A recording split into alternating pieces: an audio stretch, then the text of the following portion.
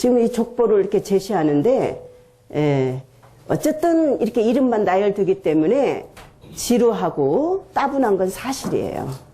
그렇지만 너무 중요한 것입니다. 예, 이게 해결되지 않고 예수님 얘기가 안 되기 때문에 이렇게 하는 거예요. 예. 그러면 제가 족보는, 제가 나의 원 뿌리를 지금 확인하는 거거든요. 그러면, 자, 여기 족보는 예수님의 뿌리를 밝히는 것입니다. 그런데 예수님은 우리 가정사에서 한 일원의 뿌리를 밝히는 게 아니에요. 대단한 뿌리를 밝혀야 됩니다. 엄청난 세계를 밝혀야 돼요. 그래서 족보가 중요한 거예요. 그러니까 우리 각자 다 소중한 거 사실이에요. 예. 그래서 내 뿌리를 정확히 알고 그 위에서 나를 보려고 하는 것입니다. 족보를 가지고 있다는 것은, 그리고 족보를 확인한다는 것은. 근데 예수님도 마찬가지인데 그 수준이 아니다. 엄청난 뿌리를 밝혀야 되는 것입니다. 뭐예요? 메시아다. 예. 메시아다. 그 다음에 하느님의 아들이다. 예? 그러니까 이 엄청난 세계를 밝혀야 되는 거예요. 마태복음 이 저자가, 이렇게 첫 장부터, 무수의 이름을 나열하면서 그냥 놓을 리가 없죠. 그러니까 아주 그 간판 스타처럼, 이걸 탁 내놓고, 이게, 해결이 돼야 나머지 예수님 이야기가 된다는 것입니다.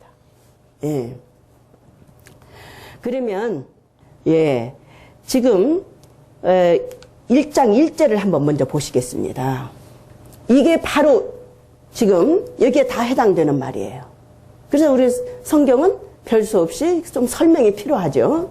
자, 다윗의 자손이며, 자, 다윗을 기억해야 됩니다. 지금 다윗. 그 다음에 아브라함의 자손, 아브라함 기억해야 됩니다. 예수 그리스도의 족보. 그러니까 예수님은 이스라엘 남자들의 흔한 이름이에요. 예수라는 이름은 예수 그리스도, 뭡니까? 메시아다. 그리스도는, 히랍어로 이스라엘 사람들은 우리로 말하면 우리를 구원할 자. 하느님 안에서 우리를 구원할 자. 하느님이 들어와야 내 인생이 참 인생이 되거든요. 그래서 지금 그 세계를 열어가려고 해. 근데 그 메시아, 이스라엘 사람들은 그 구원자, 구원할 자, 메시아라고 그러는데 히랍 사람들은 어떻게 해요? 그리스도라고 한다. 근데 예수는 흔한 남자 이름이에요. 예수가 그리스도다. 예수가 그리스도다. 그 자체가 벌써 최고의 신앙 고백입니다. 알겠습니까? 그래서 예수 그리스도 하나의 명사처럼 굳어버렸어요, 이게. 예수님은 그리스도 메시아시다. 그 소리예요. 예수 그리스도. 어느 정도 우리 신앙 고백의 아주 뿌리와 막 밀착이 이렇게 됐냐면 하나의 명사처럼 됐다고, 예수 그리스도가. 어떻게? 우리는 예수님을 통해서 내 인생을 만땅으로 완성할 수 있다. 그 소리입니다. 세상에서 그 많은 조력자가 있어도 만족하지 못해. 만족하지 못해요. 이제부터, 그런데 지금 보십시오. 1장 1절에 다윗이 등장하고 아브라함이 등장했어요. 그래서 제가 조금 여기서 설명을 하겠습니다. 자, 왜 아브라함이냐? 이스라엘 사람들이 당신의 백성의 시조로 삼는 것입니다. 시조로 삼아. 그런데 이건 이제 창세기하고도 연결이 되는 거예요. 자, 창세기는 크게 두 파트로 됐다. 두 부분으로 됐다. 자, 창세기는 두 개. 그 다음에 뭡니까? 하나는 뭡니까? 원사라고죠. 창조부터 시작해서 바벨탑까지. 어째 1장에서 11장까지. 그 다음에, 예, 두 번째는 족장사가 있습니다. 어떻게 해요? 12장부터 50장. 예. 그러면 여기에 끝에 가면 뭐가 있냐면 아브라함의 아버지 데라가 등장해요. 예. 데라가 원래 그 메소포타미아 때 페르시아만 위에가 그게 우르가 있어요. 아주 고대세기 아주 중요한 곳입니다. 우르가.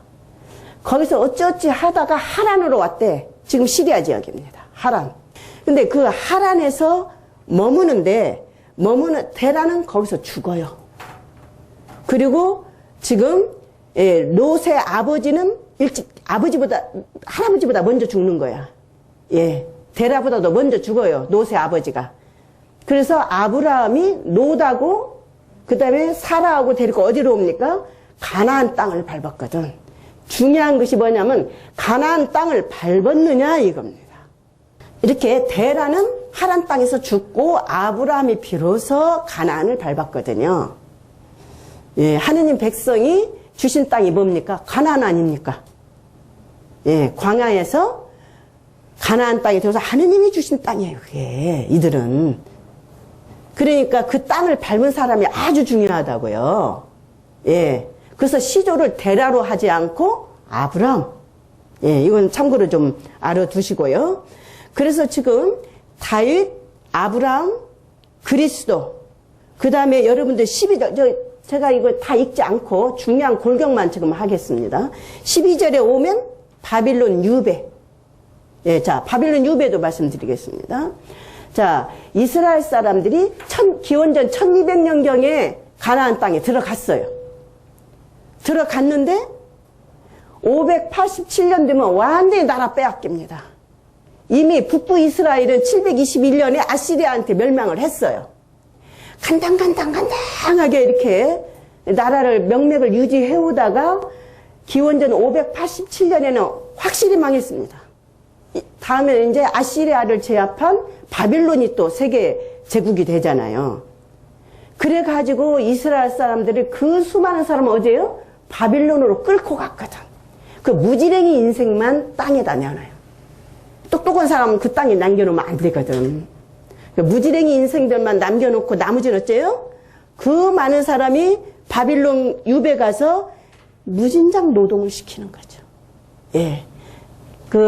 아마 수로공사를 다 시켰을 거예요. 강둑공사. 그게 바빌론 강가에 수금을 걸어놓고 노래를 하나 부르면 내가 노래를 부를 쏘냐? 자존심 상한다 이거지.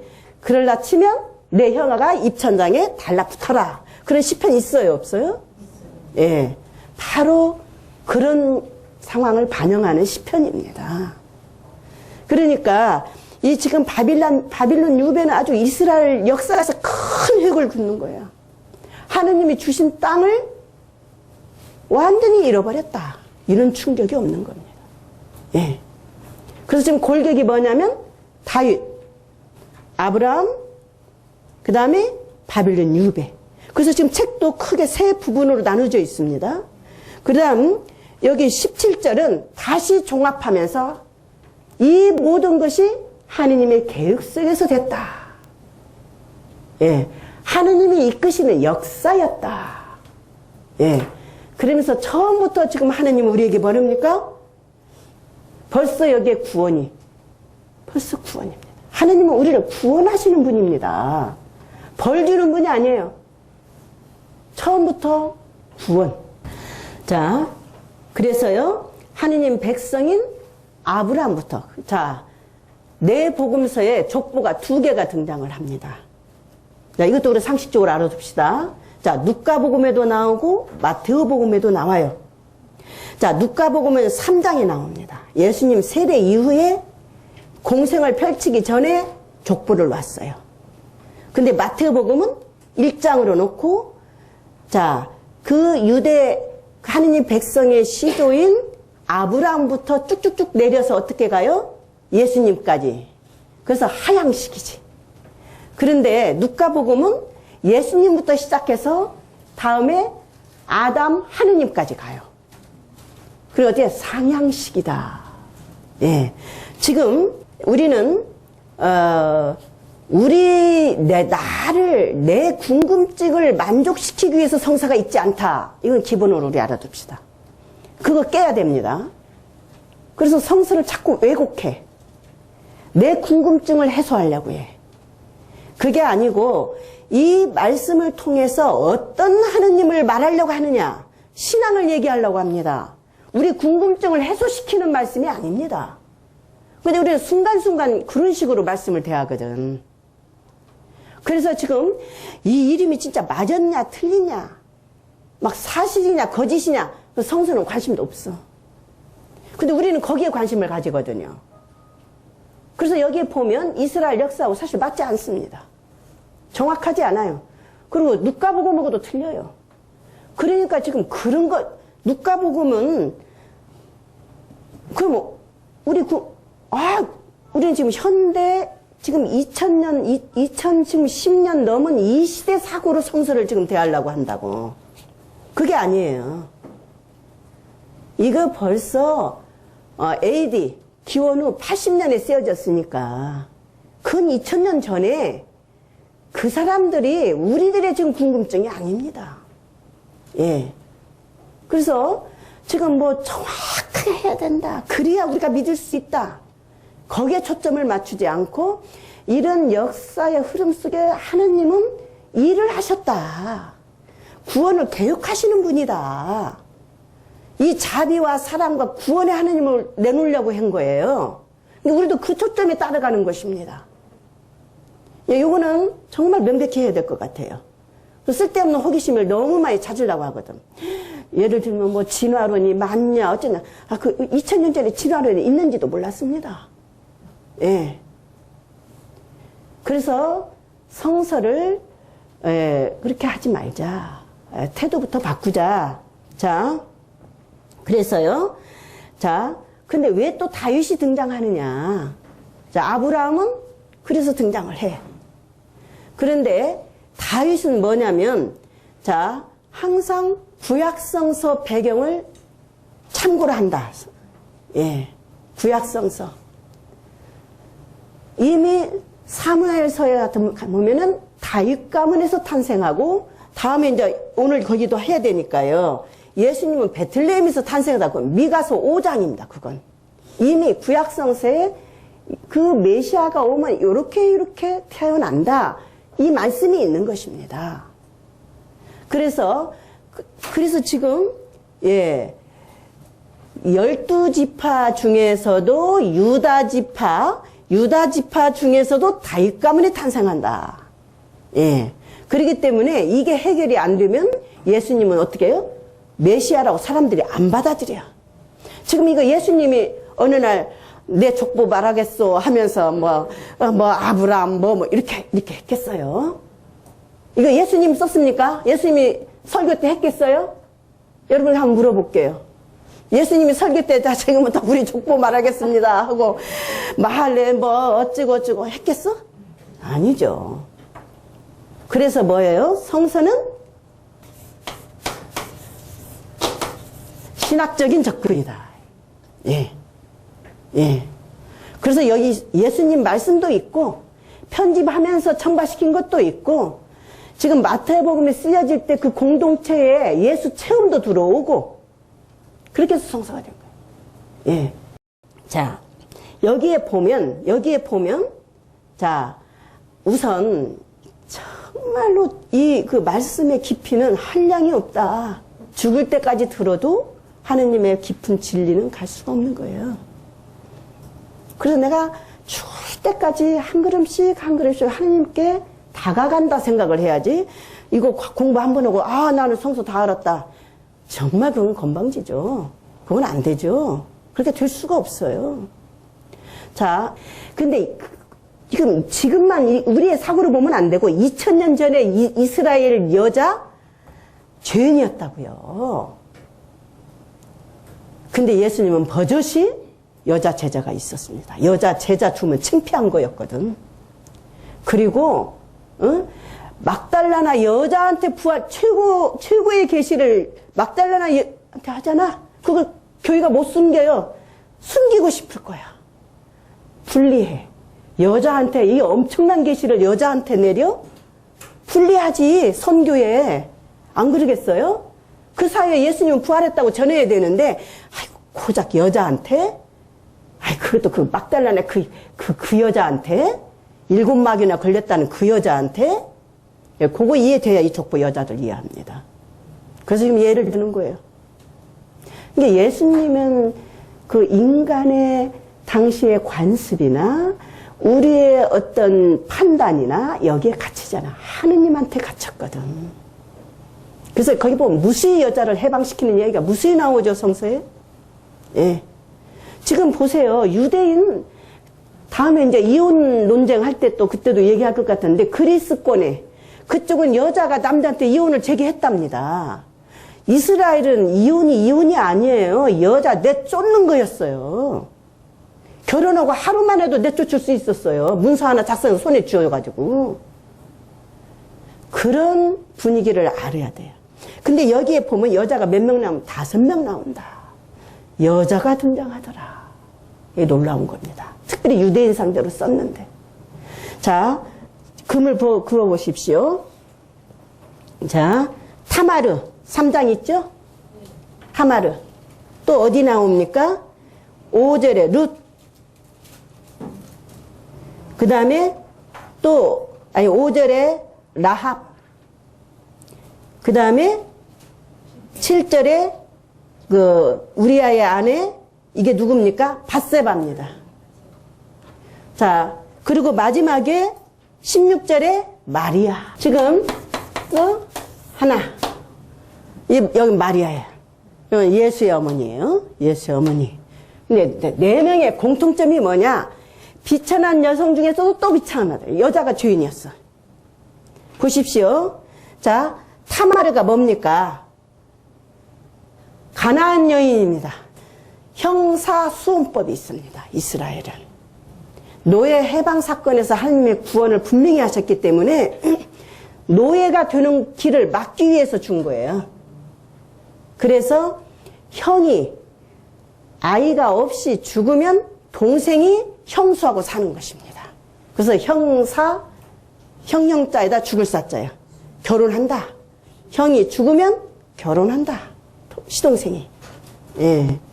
그래가지고 그 집 가문을 이어주어서 그 집 재산도 지키고. 예.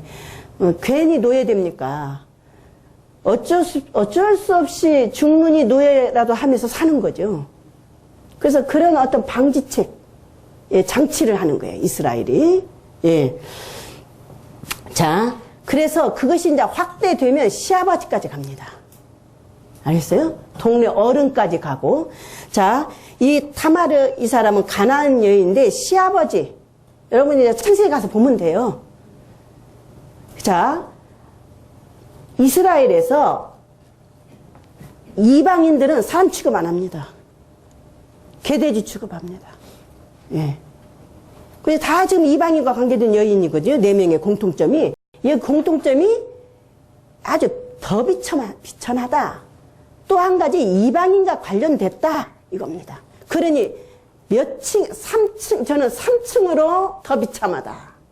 우선적으로 여자는 비참해. 거기다 또 이방인 관계. 이건, 그리고 보통 보니까 시아버지 관계 속에서 자기 자손을 또 가진 사람이 타말이에요. 그 다음 라합, 가나안 창녀였지. 여호수아가 예리고에 가서 전쟁을 하려면 그 비밀 염탐꾼을 보내야 되지 않습니까? 우리로 말하면 그걸 간첩이라고 해야 돼요. 뭐라고 해야 돼요? 근데 숨어야 돼. 어째요? 라합이 숨겨졌잖아요. 예, 가나안 여인이에요. 그 다음에 또 룻, 모압 출신입니다. 모압.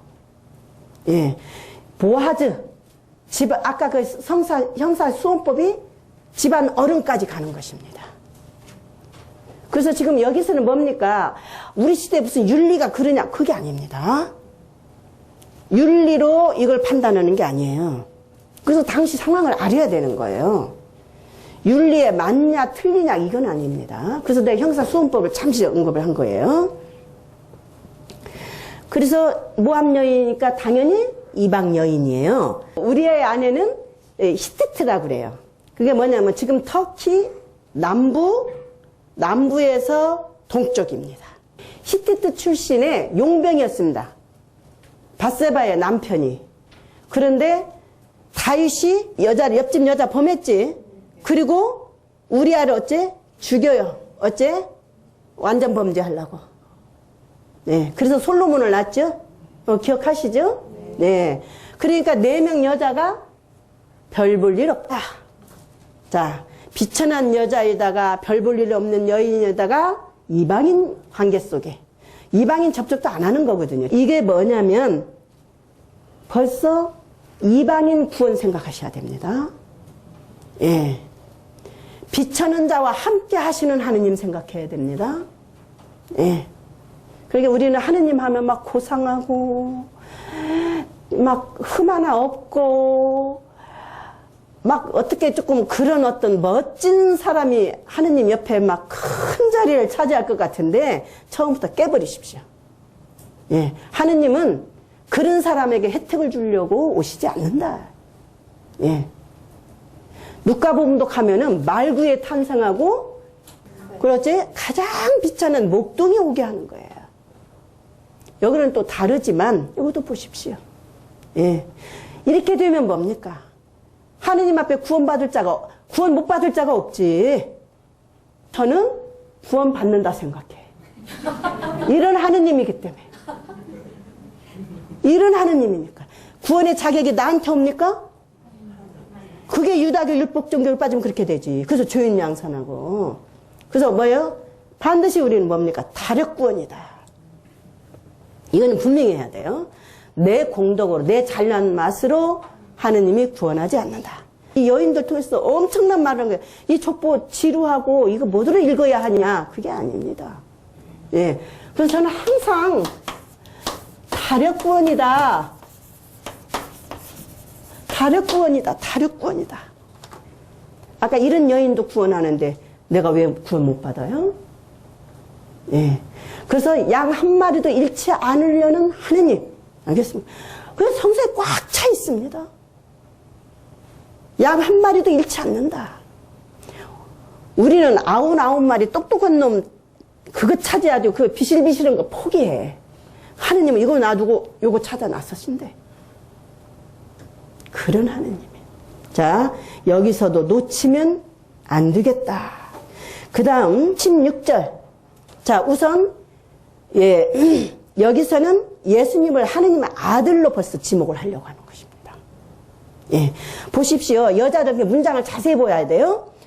봐요. 유다는 타마르에게서, 살모는 라합에게서, 보아즈는 룻에게서 그렇게 나오죠. 근데 문장이 달라졌어요. 자, 16절 읽겠습니다. 야곱은 마리아의 남편 요셉을 낳았는데 요셉은 마리아에게서 이렇게 돼야 되잖아요. 근데 그걸 싹 빼고 어떻게 합니까? 그냥 마리아에게서 그리스도라는 사람이 태어났다. 예. 그렇게 말하는 거예요. 요셉을 의도적으로 뺀 겁니다. 이거는 실수로 뺀 게 아니에요. 예, 의도적으로 뺐습니다. 그래서 예, 이 구절은 아주 중요하죠. 이제 지금까지 쭉 내려온 구절 중에 결정적으로 요거 하려고 지금 이렇게 쭉 말하고 있었지. 예, 역사 안에 쭉 이렇게 해서 결정적으로 지금 16절에 온 것입니다. 이제 17절은 여기에 다시 한번 종합하는 거예요. 이 모든 것이 아까 말씀드린 것처럼 하느님의 일이다. 이겁니다. 우리는 하느님의 일을 보려고 세례를 받은 사람들입니다. 예. 하느님의 일, 하느님의 말씀을 듣고 일을 보는 것입니다. 그래서요, 그리하여, 자, 17절 보십시오.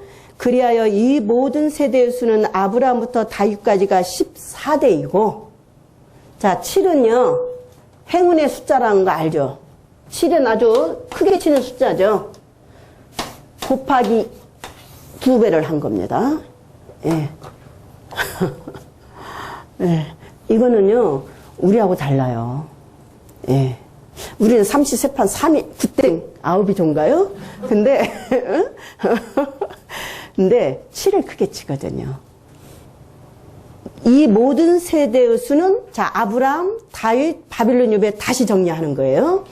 자 아브라함부터 다윗까지가 14대이고 다윗부터 바빌론 유배까지가 14대이며 바빌론 유배부터 그리스도까지가 14대다. 예. 그래서 전체 뼈대를 다시 한번 딱 잡아주면서 예, 결정적인 말이 뭐냐면 자 하느님이 우리를 구원하셔서 이런 역사를 이끌었다. 이건 꼭 줘야 돼. 예. 그리고요, 예, 우리 인류를 구원하시기 위해서 일하신다. 제가 다시 종합한 거예요. 지금 세 번째 제가 이제 잔소리가 되는데요. 그리고 이 구원을 위해서 하느님이 아주 요걸 의미합니다. 하느님이 어찌 이렇게 딱딱 십사되냐? 어? 이거는 그러니까 지금 우리로 보면 어떻게 보면 좀 아가 같은 느낌도 들어요. 그런데 그대로 생각하면 그게 아니지. 뭐냐면 하느님은 그렇게까지 정확하게 주도 면밀하게 짜임새 있게 하셨다. 그만큼 우리 구원에 집중하신다. 하느님은 그 말입니다. 예. 이렇게 안배하신다. 예.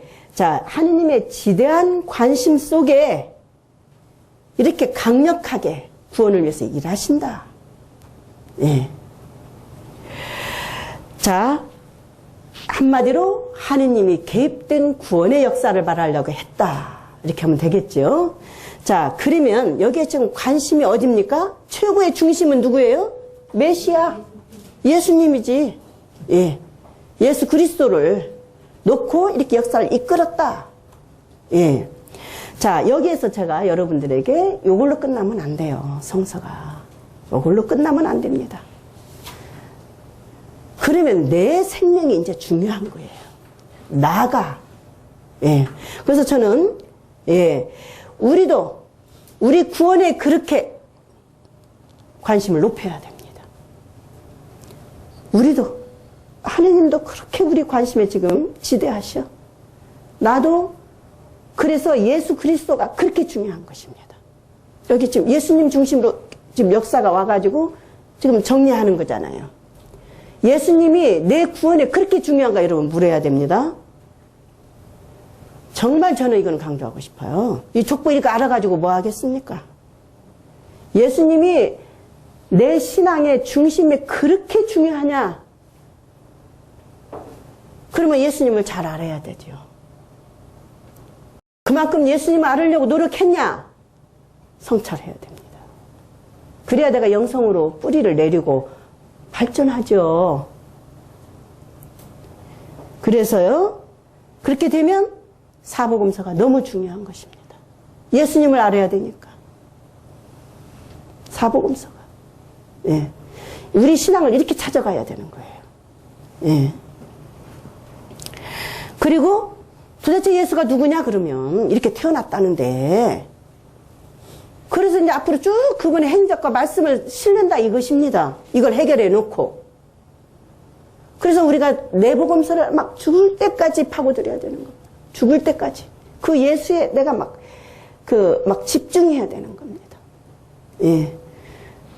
그리고 그분은 어떻게 하느님을 보여줬냐 이게 내 안을 차지해야 되는 겁니다. 내 실존 안에. 벌써 족보에서 우리가 해야 할 일이 보입니다. 우리가 해야 할 일이. 이게 우리가 신앙생활이지. 이게 신앙생활이지.